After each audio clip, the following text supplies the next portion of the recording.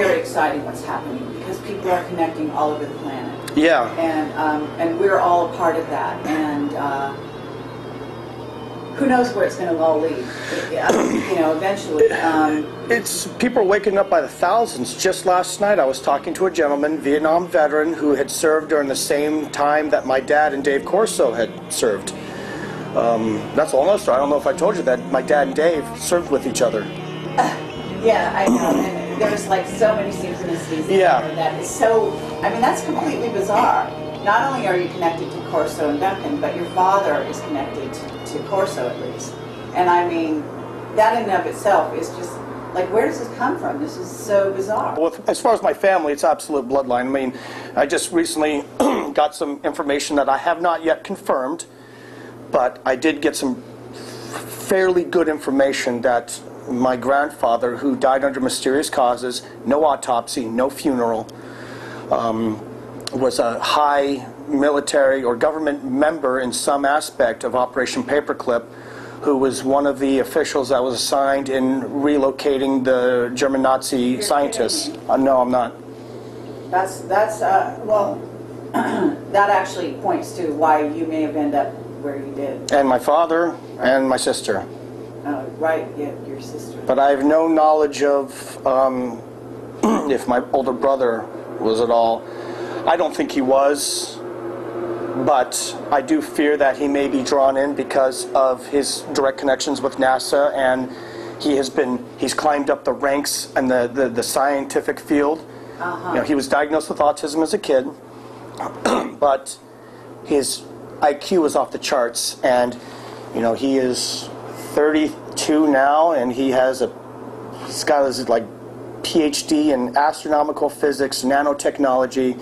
He works at Lamar University. He's the youngest novice curator of the Houston Astronomical Society. He also runs 5 different observatories and rubs elbow with top NASA individuals. Okay, but I have to say that indicates that he is part of the whole scene. Yes, I do agree. He may not know but he may not know it. You know, maybe there aren't, you know, maybe he hasn't been really, you know, populated in terms of some of the ways that you have buried memories, etc. But what you're telling me about his background is just unequivocal. He, you know, especially, actually, believe it or not, with autism. Yes. Because autism is sort of a marker that they use. Project 13. Yeah, we were talking about that. And let's talk about that, because sure. That'll be really fascinating. And I think I don't know if I mentioned you that I have absolute confirmation that my sister has 3 children. The oldest one, Baden, is a contactee. Absolute. Yeah. But I can tell you what my sister actually witnessed and saw him do. We can talk about that another time, but okay. It is absolutely amazing. I did let Miriam Delicato know, and I told her what my sister had said. And Miriam, of course, said, you know, this child needs to be protected, be careful who, and then I explained, you know, to my sister what Miriam had said. So, well, things are... That's actually a good thing. Yeah. You know, I'm actually going to be getting my sister in contact with Miriam. Cool. Very good. I wasn't actually sure how to categorize you. Like, you know, I mean, not specifically a super soldier that I know of, but maybe, and you know what I'm saying? I wanted you to categorize yourself. And sure. So why don't you just go ahead, introduce yourself, and basically explain not only who you are, what we're briefly, like your credentials, whatever you Absolutely. call that, but then also say why you're coming forward at this time. Okay. Well, my name is Aaron Egan Mccollum. I was born September 6, 1978. And I was in the military. I served in the United States Coast Guard for just roughly 10 years, right at the 10-year mark. And I was involved in many different black op projects all over the world, and even many stateside. I had climbed up the ranks very quickly to where I became a team member of a first-of-its-kind unit in the Coast Guard, which is known publicly, but a lot of the operations they do, or most of what they do, are not well known. If I had to classify myself, excuse me, it would be that I'm third generation Project Talent. And because of the bloodline I came from, I was given a lot of responsibility and saw a lot of things, and even since that time have been called back for specific operations. I mean, to really explain who I am, it would be good for the more extended interview to really explain that. But obviously, I'm coming out today for the first time, really publicly, to explain about information that I have through absolute reliable contacts, which I cannot name for their safety, but involving what's going on in the Gulf of Aden in Yemen. Specifically, what the global leader are doing, and the Stargate, which is absolutely real. It's not fantasy, which, like Carrie, you and I have talked about many times, things you see in movies are put there as a ruse to automatically give this label of fantasy, science fiction, so that people will not dig in anymore and they'll live in their little world of it's make-believe. Okay, that's great. So you were a member of the Coast Guard, but you also ended up not only working in these sort of teams of special ops units, for lack of a better title, but you were the leader. Isn't that true? Yes, and Project Talent has really two sides. They have the people that never were in the military, civilians, but worked directly in the military, even sometimes wear military uniforms, but never went to boot camp. They have their own side of that. Duncan, for example, Duncan O'Finian, who never really went to boot camp, but, was absolutely Project Talent. Then there are people like me. This is where it gets a little complicated. I did not choose the branch of service. When I was 16, certain individuals, agents, came to me and told me which branch of the military I was going in and when it would happen. So I already knew 2 years before joining. So I was in the military. I got regular military training, but at times when I would be temporarily assigned, it was called TAD, temporary assignment duty, to other units, I wasn't actually doing what was known by my commanding officer or whomever at the time. I was actually increasing my training that I had started when I was very young.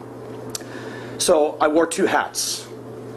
There was times when I was Petty Officer Mccollum, worked my way up to being, a chief engineer on ships and doing special op rescue, drug interdiction, whatever. And then I had the other hat where I was just an agent. No name, no denomination of rank, nothing. So when you say you're doing that, are you meaning that you, you would not carry any papers of identification on you? Absolutely not. No ID, couldn't even wear a watch, nothing. Okay. And on those assignments, is that where your sort of buried memories are coming back in regard to those assignments? Honestly, it's happening on both sides because, like I said, it's kind of complicated, but let me try to explain as best as I can.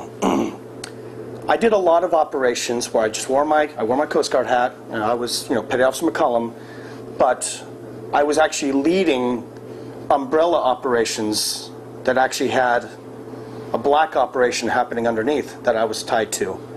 So they would have me close to that so that I would be able to infiltrate and do my other job that was assigned to me. So with that, because there was such intertwining of operations, a lot of it is foggy on both sides. Okay. So let's see, because it's really easy for me to go down this rabbit hole with you and start following, out your personal remembrances. But I think that today's interview, at least for the first part, and let's do this first. Let's talk about the Gulf of Aden and why you're specifically coming forward now before we do a more formal interview that has been planned actually for several weeks. And so let's talk about the most crucial stuff that you want to get out there right away, and then we can digress from there, and then we can later decide what to cut in and what to cut out. Okay. Let me just make this statement. I want to make this perfectly clear. What I'm about to let everyone know is based on actual facts, articles, also contacts, absolute reliable contacts who have contacted me within the past month, overwhelming amount of information, and this is also based directly on operations that I was a part of, that I've regained some memories back from July of 2008 until the beginning of March of 2009. Operations I was a part of absolutely relate directly to what is happening now in the Gulf of Aden. Okay, so what is occurring right now? It's actually been going on for quite a while, but it's just now, for whatever reason, it's leaked out, or they have allowed it to leak out, I should say, that there has been major military ship movement happening in the Gulf of Aden in a specific location where they are actually hundreds of ships right now circling a designated area of open water. We're talking Russian warships, Chinese warships, Japanese warships, Australia, Germany, UK, the list goes on and on. Even designated European Union ships, UN ships, Blackwater, which is now Z, has a ship there right now. If anybody is aware, Japan has not actually had warships leave their area of operation for military type action in decades. Same with China. China is very much about keeping their warships close. So this is huge. On top of it, there is a research company that specifically deals in genetics and DNA. I don't remember the name at this time, but Carrie, when I get that information to you, you will have that are specifically doing research in alien human DNA research with the genetics. That is going on at the same time there as well. On top of it, there has been a lot of this. There's a lot of piracy going on there. Well, these pirates, the Somali pirates and all that, it's absolutely false flag operations. The reason they're doing that is to gain fear of, everyone in that area, to keep them away. It's a very good, manageable method to keep just regular people, the public, away from that area. Because, what's a better way to invoke fear but piracy and terrorism? That comes to what happened at Fort Hood. Okay, before we go there, just to clarify, because you, as a member of the Coast Guard, anything that happens on water is obviously something that you're quite well versed in. Absolutely. And so we want to talk about the source of your information, and because of that, we also want to talk about some of your sort of skills and augmented skills. Sure. Okay, because this is going to factor in, I assume. Absolutely. And the other thing is that you're saying that there is genetic engineering going on. What are you talking about? Are you talking about on a ship in the middle of the water, or where the Stargate is located? Because I understand the Stargate is over over the body of water. It is, and there's witness testimony, and there are images of. They're calling it an anomaly and a huge magnetic field that is occurring right there at that location. They're calling it an anomaly, they're giving it labels, where the water is actually in a swirling motion. It's actually causing a huge whirlpool effect. Incredible. Okay, and very cool.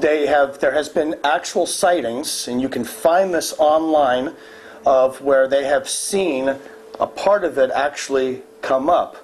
But that's gone away now as far as the sightings, because they have, the area of security zone around it is miles and miles and miles. Okay, but who's in charge of that area? Well, it's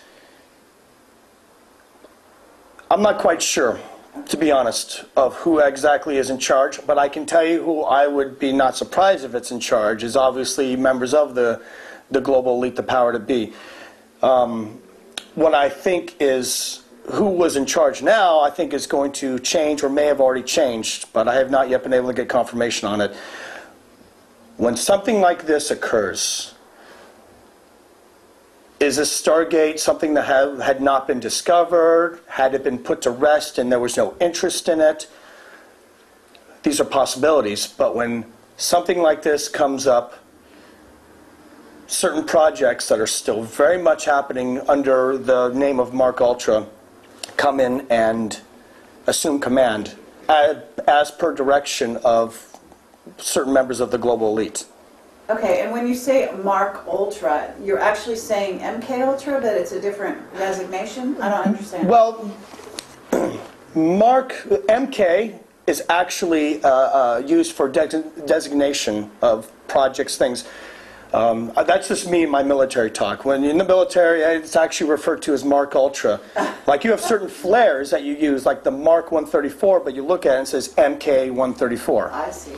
So that's just me being military. But I'll try to say MK Ultra for, No. I tend to start talking using military lingo because I did it for so long. I understand. Okay, and actually, let's talk about how old you are and how long you spent in the military. I am 31, and I, by the books, spent just under 10 years in the military. But my involvement has gone on much longer prior and after. Okay, right. And then, again, to get back to the genetic engineering, you said this is going on in the area, but is it, again, going on, are you saying under the water? Yes. In a base? Yes. Okay, so it is. There is an underwater base there. I have received confirmation on that. Okay. You're saying that there is an underground base, an underwater base in the Gulf of Aden? Yes. Okay. And that's where you think the genetic engineering is going on? Absolutely. Okay, and it's the same, they're doing similar things that they've been doing for decades at underground bases all over the place. Specifically, they've been doing specific types of DNA research and engineering in a lot of the underwater bases, like, for example, the one that's in the Caribbean, the one that I was at. Oh, right, the one that you're having recovered memories about. Yes. Okay, very fascinating. And you've shown me some drawings which are really very interesting.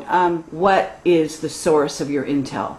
Is it individual? Is it psychic? Is it on the internet? Is it, I don't know. It's a little bit of everything. And Okay. I'll tell you how this all began. I had received an email from one of my sources, who I cannot disclose this person's name at this time for their safety, and there was a link on it to an article talking about this Seagate that was being expected, that there were some strange anomalies happening and there was a lot of worship movement. And so the investigative side of me decided to look into this. So I have literally in the past month spent 12 to 18 hours a day, not just with my other research, but with checking this out, making phone calls through some reliable contacts of mine. I started gathering more and more information from separate sources. Then when I finally saw where it was happening and then realized that now the US, along with some other countries, have now all of a sudden targeted Yemen because of Al-Qaeda, which Al-Qaeda is nothing but a network. That's it. Al-Qaeda is really just a network. It's not, it was all designed, but that's a whole nother story. So Al-Qaeda as a name is used to invoke fear and gain compliance or needs of whatever the global elite wants at that time. Yemen has now been picked because of certain what's happening now at the Stargate, which actually was officially is being said the Stargate opened on January 5th of this year.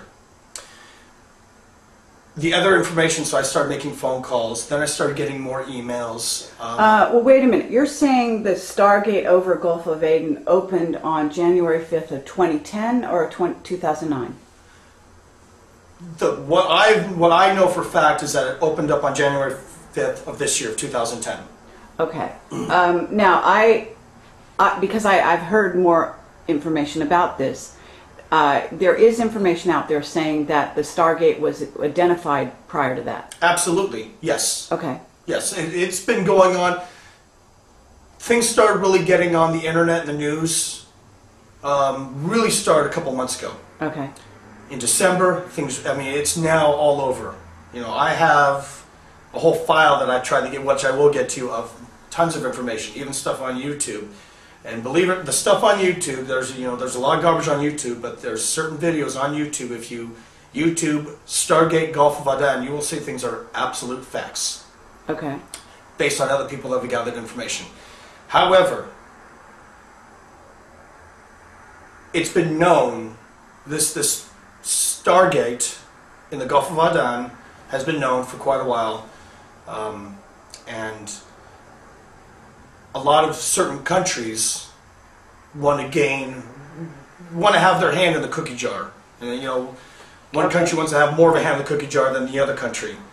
This is why, in 2008, I was approached by a captain that worked for the United States Marine Corps Intelligence, and had, out of the blue come up to me and said, we are wanting to recruit you for needs of service again. Now at this time, I was a mess. I was having a lot going on. I still at that point thought I was really just crazy, and I wasn't working. I was, living month to month. So, and that's exactly how they want you. And so I volunteered to go back. Yet after I volunteered to go back, there are parts that are foggy, but I had met at Camp Pendleton with this captain, several other gentlemen who I am not quite sure who they worked for, but obviously high up the food chain in the government hierarchy, and then 2 generals. One general now is actually working as on the Joint Chiefs of Staff in charge of all special operations for the United States military. Are you able to name this person? Do you want to name this person or not? I should probably wait to mention that. Okay. It's not that I'm afraid of mentioning it, but when we do my more extensive interview, I have already decided to release certain names. Okay. But I want to just really focus on the Gulf of Aden and what's going on there. But I will say, I will be mentioning his name. Okay. Just not yet. Okay. But this is the same general that I've given you copies of the emails. Yes. So that's what I'm talking about. Uh-huh. And he told me that in North Africa, and it's still happening, but even back in 2008, there was a massive military movement, U.S. military movement in North Africa. They were gearing up for something. That was one of the assignments that I was going to look over some operations there. There was also a big movement happening in the area of the Suez Canal, which is right in that location of the Gulf of Aden. I then started meeting top Black Op military personnel from all over the world, a lot specifically from Australia, Australian SAS. Several of these gentlemen were definitely Australian, but were of Middle Eastern descent, who were being trained to conduct false flag operations in the Middle East. Shortly after this happened, there were some false flag events that occurred. The big one in Mumbai, which was absolutely orchestrated through our country and the UK. That I was actually told firsthand information by this general and some other people on his staff. We started developing a new team that I was placed in charge of. We started out by doing a lot of stateside training operations with local police force. Specifically, we started, the groundbreaking one was with Twin Palms out in Twin Palms which 29 Palms Marine Base is close by, where the U.S. Marine Corps was doing, this is where they started doing the security checkpoints, which they now do a lot all up and down California, a lot, in Southern California, even south of where we're at right now. Why am I explaining this? Here's why. The movements that are happening right now for military, there are actually a few secret military bases in North Africa right now and in Yemen and other areas where there are actually more U.S. military personnel than locals in the towns and villages in that area.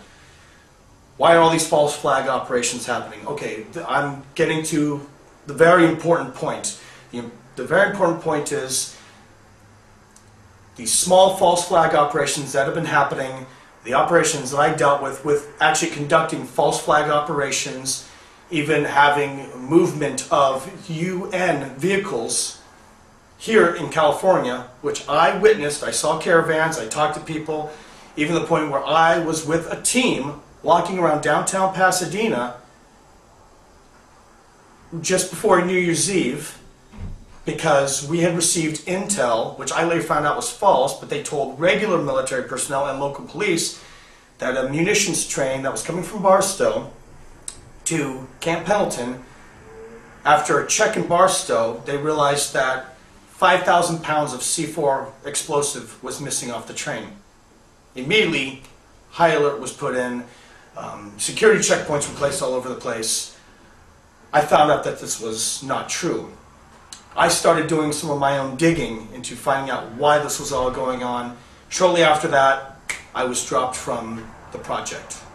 And I had to move out of my apartment. My computer was yet again shut down. My cell phone fried. My place was broken into when we went to do the police report. My roommate and I at the time, the police officer did not fill out a police report. I had surveillance vehicles in front of my place. The heat was getting on. I actually had to put my stuff in storage and stay on the couch with a friend of mine. This was a year ago, is that right? This occurred all in March of last year, yes. Okay. Now, what does this all gear up to? This all gears up to, based on my experience, and yes, I guess you could say based on some certain psychic ability that I have that I wasn't necessarily born with, but with things that I will get into in the interview, it was brought out in me through techniques that the project talent has learned to really perfect. There's going to be a major false flag operation happening this year. I don't exactly know when, but I know it's going to happen. And there are going to be, people are going to see a lot more military personnel from other countries, the American police force. There's going to be a lot more roadblocks, road checks. So you're saying a false flag operation here in America, or are you saying in the Gulf of Aden? Because somehow both. There's a link up. Okay. And here's why. It's not just going to be the U.S. This is going to be happening in certain countries where it needs to happen. It's going to invoke a new war. They've been talking, even Obama has spoken about this new war on Al-Qaeda in Yemen. Why did they do this? The same reason that they did in Afghanistan. Afghanistan was not a war against terrorism. It was a war to gain more control in Afghanistan, because Afghanistan does have certain entrances to deep underground facilities. Really? That's why Russia was after them for 10 years. Okay, so you're saying that it's not the opium trade that has people in Afghanistan, which is what I think most people think. Absolutely not. No, it's not the opium. However, what a lot of people don't know is the CIA still, since Vietnam, probably even before that, have always had black operations of trafficking drugs, which was what Air America was in Vietnam when they were running operations in Cambodia and Laos. Right. So yes, I mean, they got to make a profit.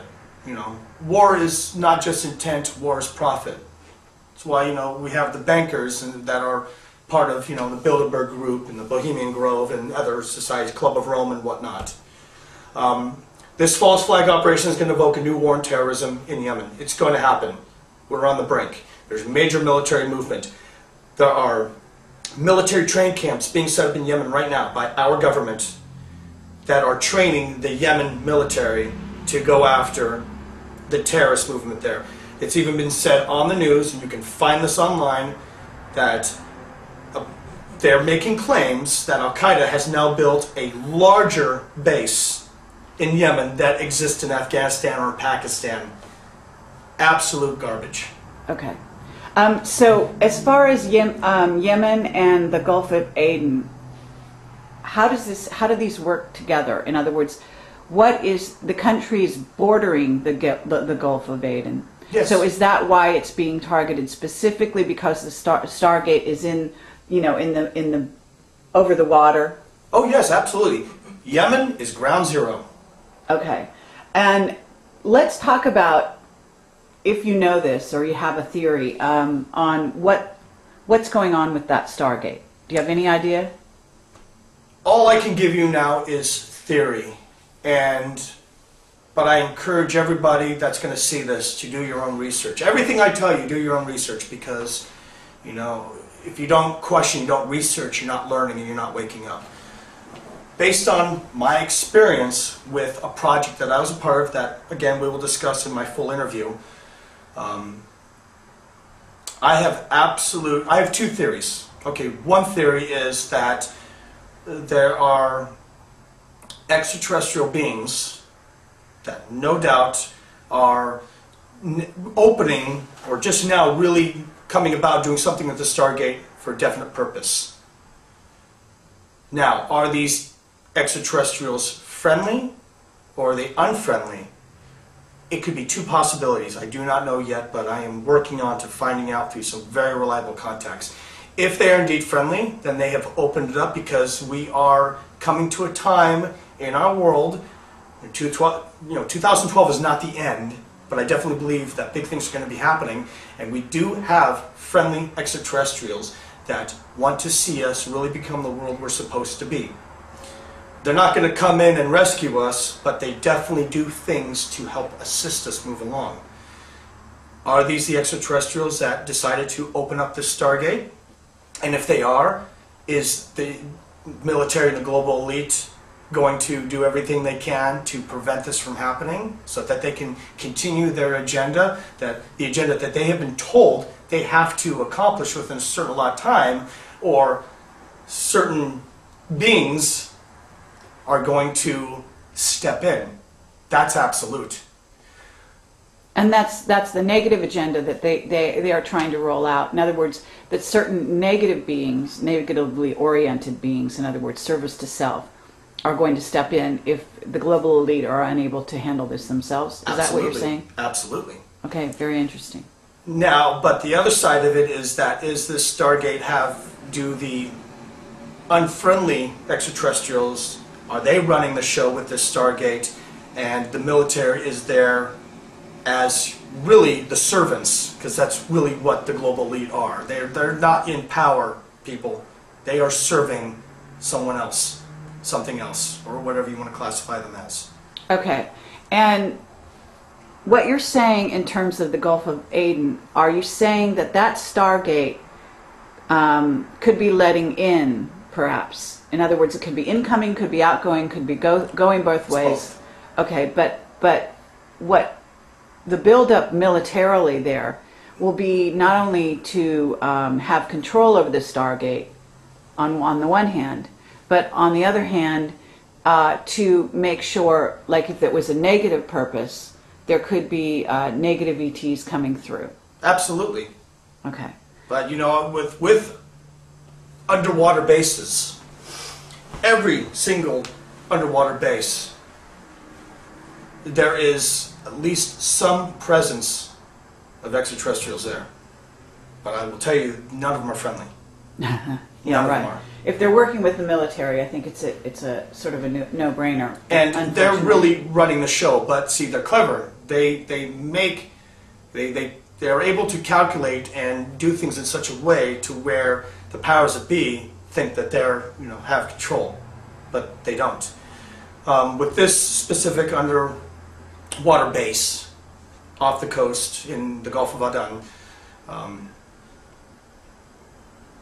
I cannot say for a fact who is absolutely running the show. All I can do is give my theory based on my absolute direct experience with bases, with being in very high up in black projects of project talent, knowing of and actually assisting in some projects with Project Stargate and another project which I will be talking about. And I'll just go ahead and say it now, Project Seagate. Okay. Do you feel that what's going on in the Gulf of Aden, are you saying it's Aden? Do you know how to pronounce it actually? I believe it's Aden, okay. But I could be saying it wrong. If I am, please excuse me. Yeah, absolutely. But are you saying what's going on there may be part of an operation which you know of as Project Seagate? No, I believe, well, I don't want to speculate because I don't like doing that. It's possible, but every information that's been given to me is labeled it as a Stargate. However, people have to be very careful because from my knowledge and from things that I'm starting to remember, as far as I know, there is only one location for Project Seagate in the entire world.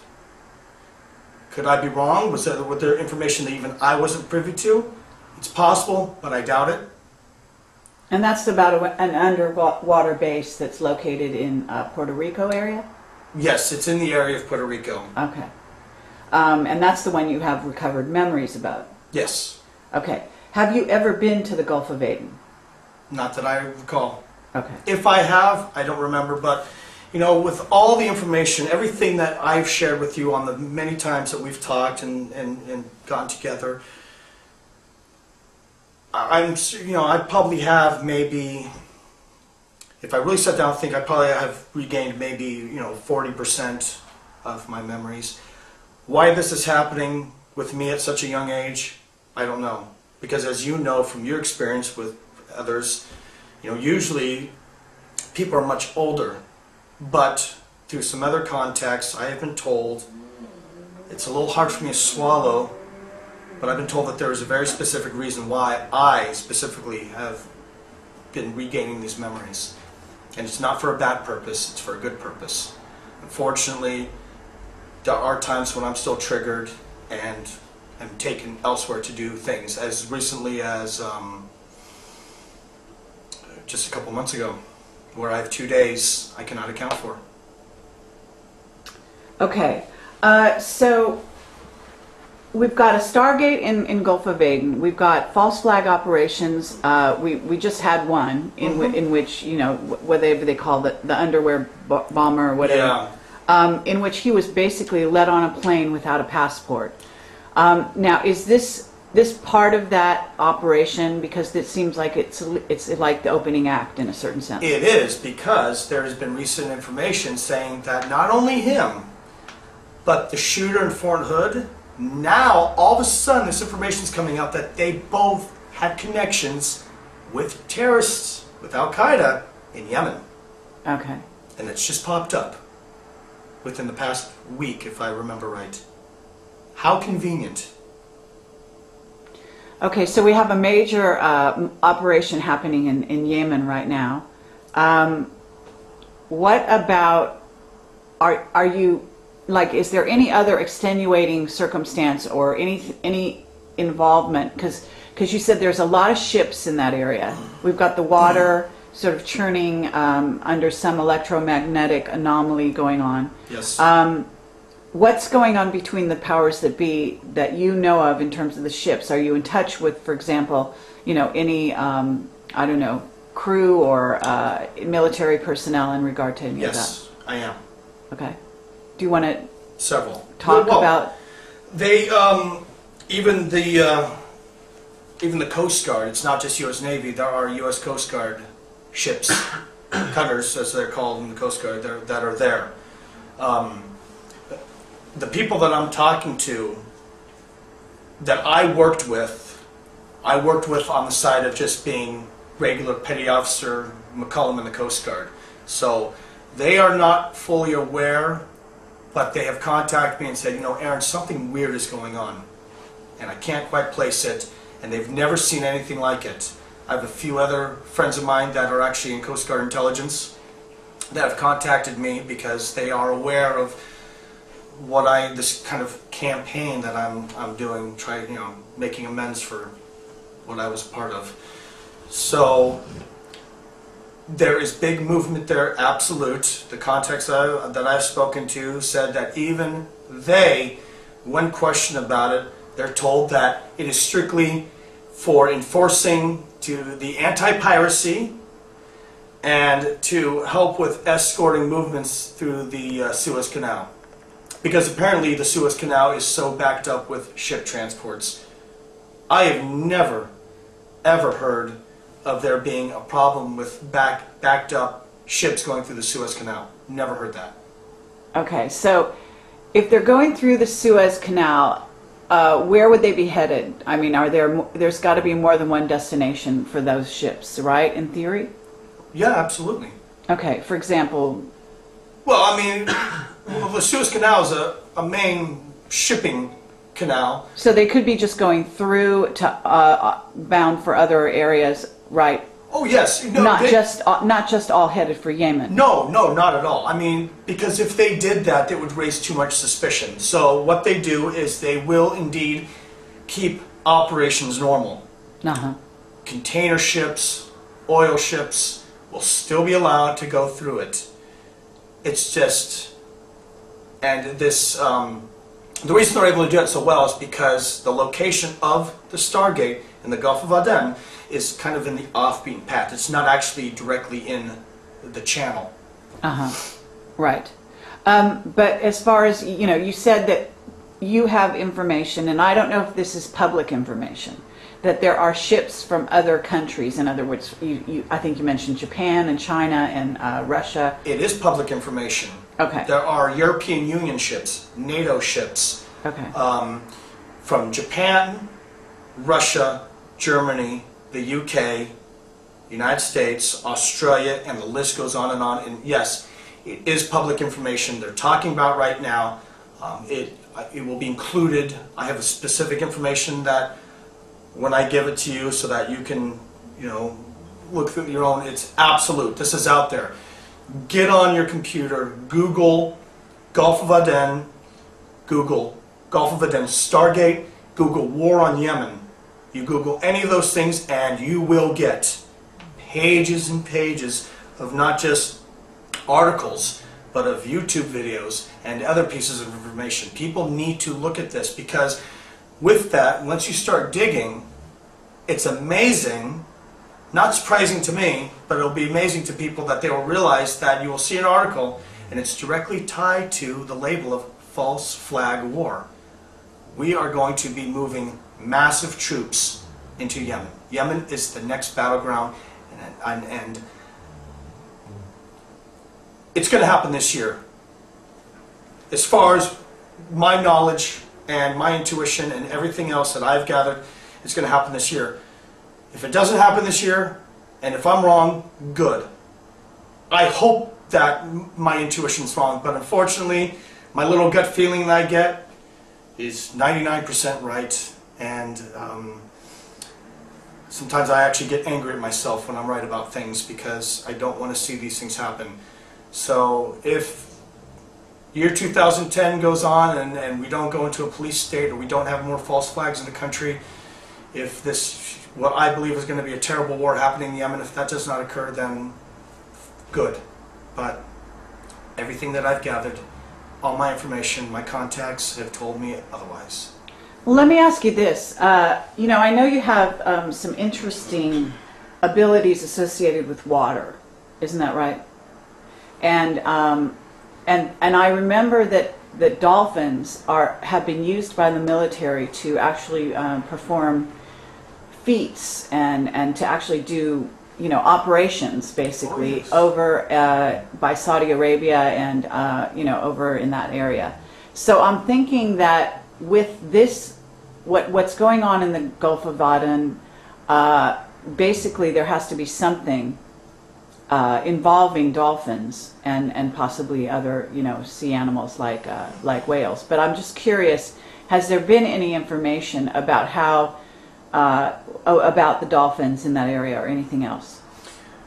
The only information that I have for a fact, which is public information, is that, you know, dolphins are being used in all the waters around the Middle East for reconnaissance missions. They actually have dolphins that are trained, that have actual surveillance equipment that are attached to them for, you know, looking for underwater mines, looking for bombs under piers, even under ships, oil rigs, and even information gathering. They have dolphins that are set up with certain information sound recording equipment that actually can record sound on land that travels via through the water, because sound travels at a much greater distance and can keep its real concentrated frequency much underwater than it can in open air.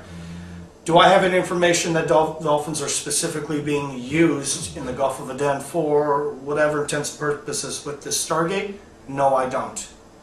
But based on my direct work with dolphins, with Project Seagate, I would not be surprised, because dolphins have been discovered because of their frequencies, because of other abilities that dolphins have that people are not aware of.